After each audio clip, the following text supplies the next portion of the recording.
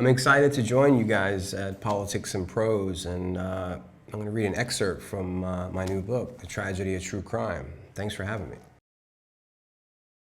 The kindest man I ever met in prison was Michael Shane Hale. By the time I met him in Sing Sing, he'd been in 25 years.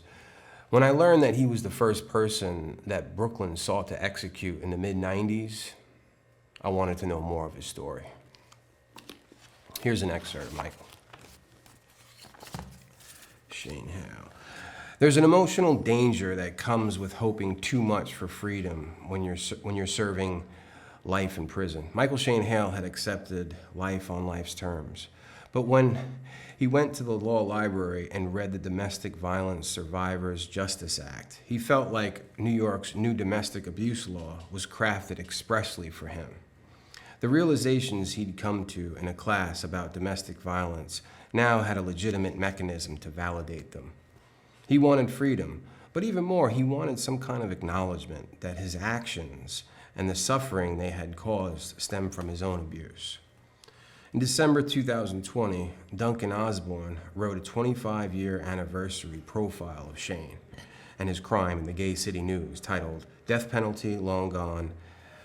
Has New York Yet Embraced Rehabilitation or Mercy?" It pitted Shane against the backdrop of New York's flawed death penalty, which was abolished in 2004. Osborne tracked down Kyle Reeves, the prosecutor. After Shane's case, Reeves ran into trouble, and he eventually went on to practice civil law at a private firm. In 2020, he told Gay City News that he now doubted whether Shane was ever the worst of the worst. Yet when I look back at the sentencing minutes, Reeves sounds like a man with no mercy.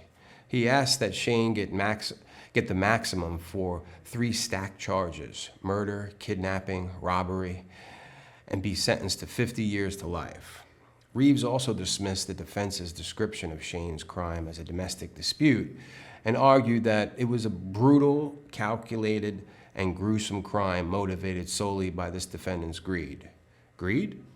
I used to run with stick-up kids who kidnapped big drug dealers, threw them in the trunk, and pistol whipped them until they gave up their stashes. Shane had never been arrested. He was a misfit kid, rejected by the world, but not a criminal. I still can't understand how he was the first person New York City sought to execute. I've also felt that it must be a tough job for prosecutors and judges to see people at their worst, day after day, for years. Perhaps it's numbing, too, in the sense that they become less able or less willing to see any redeemable qualities in those they prosecute and sentence.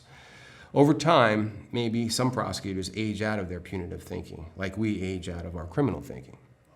When I reached out to Reeves to talk about Shane, he sent me this message.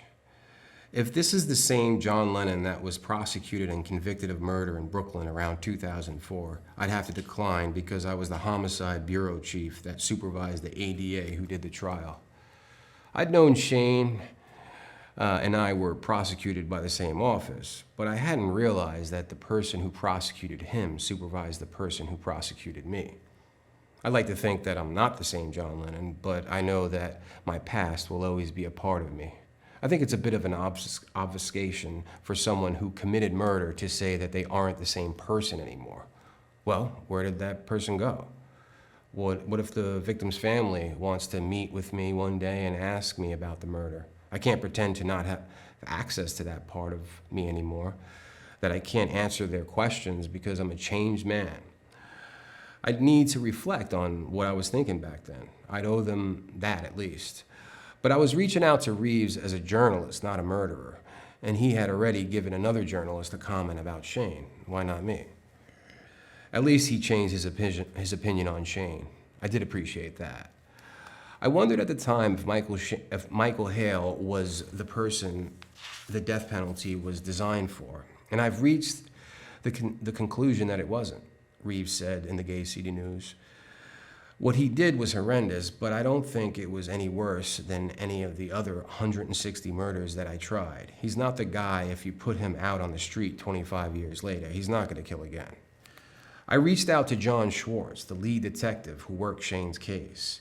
He was retired from the NYPD and ironically now lived in Kentucky, where Shane was originally from, serving as the deputy commissioner for the state's Department of Criminal Justice Training. After a few emails, we set up a time to talk. I was tucked into a partition booth next to 360, Rome, and Blue Steel as they talked to their families. We were all in for murder. Between the four of us, we had served more than a century in prison. So it was surreal to be on the cell block phone listening to a former homicide detective tell me that in his almost 9 years in the unit, he'd made plenty of arrests and put a lot of people in prison for murder. I tried to focus. I asked Schwartz about Shane's confession, specifically the whole idea that Shane opened the trunk and suffocated Stephen Tanner with a plastic bag as he begged for his life. This seemed to be the action that Brooklyn District Attorney Charles Hines, Reeves's boss, had identified as the aggravating factor to seek the death penalty. Was that Schwartz's understanding of what Shane had said in his confession? No. Hale never says anything like that, Schwartz told me.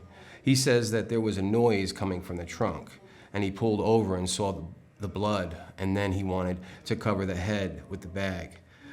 Schwartz went on. I asked him, "Did you tie it or anything like that?" And I think he said no, and I just left it. I was trying to establish jurisdiction for when Stephen Tanner died. I was surprised by Schwartz's answer.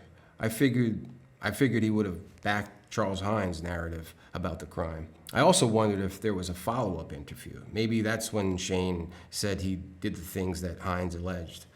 But Schwartz was candid, and all these years later remembered the exchange just as the contemporaneous transcript of the confession reflects it. Schwartz also confirmed that he had conducted no further interviews with Shane. Turns out Shane suffocating Stephen in the trunk as he begged for his life was a complete fiction that Hines created. It certainly sounded sinister, the aggravating factor he needed to justify seeking capital punishment. To that end, I asked Schwartz if he thought Shane had been a good candidate for the death penalty. When I finally closed the case, I said, "Oh, this is a ground ball murder too.